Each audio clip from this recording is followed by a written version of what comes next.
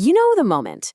You're about to buy something new, a phone, a car, whatever, and right at the end, they hit you with it.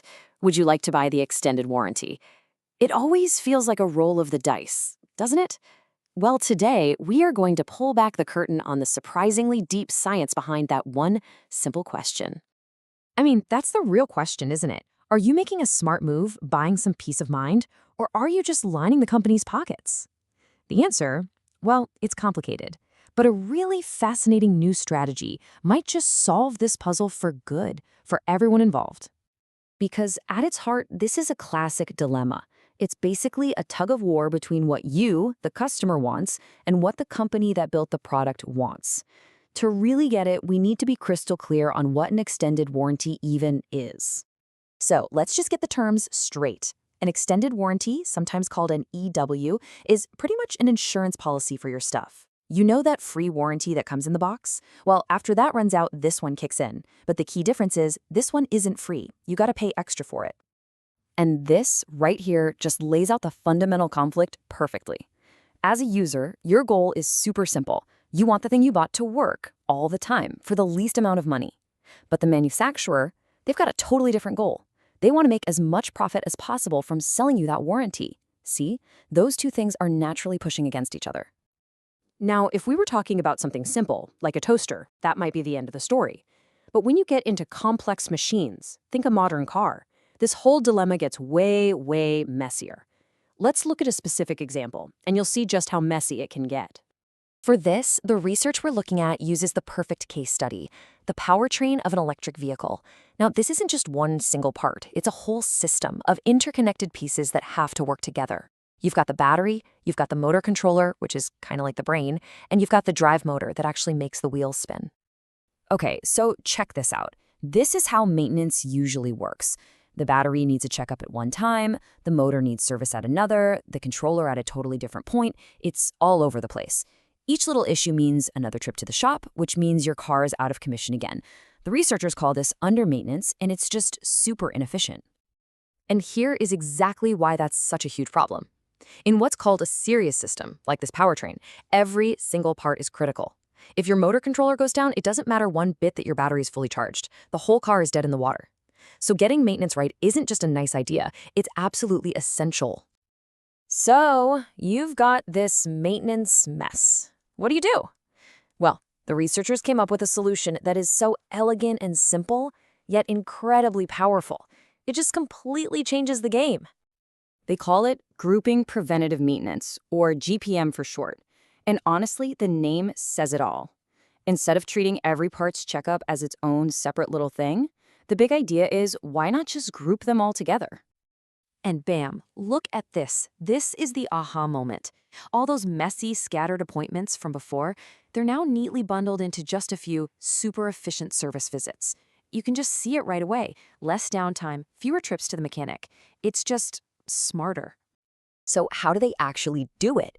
It's a pretty simple three-step process. First, you figure out which part needs service the most often. In the electric car example, that was the motor, every 6 months. That becomes your baseline. Step 2, you just adjust the schedules for everything else to be a multiple of that baseline. And finally, step 3, you line them all up and get them all serviced at the same time. Simple. But here's where it gets really clever. Grouping the maintenance is one thing, but the researchers didn't stop there. They added another layer to make the whole deal truly fair for both the car owner and the car company. This gets right back to that original fight between the user and the manufacturer. What they did was they introduced a proportional cost-sharing role. And this is the part that's designed to solve that whole dilemma from the beginning.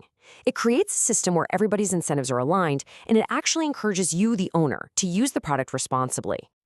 And here's the logic. It's pretty straightforward. Every part has what's called a designed usage rate. You can think of it like a recommended limit for wear and tear. If your actual usage is below that rate and something breaks, the manufacturer pays 100% of the repair.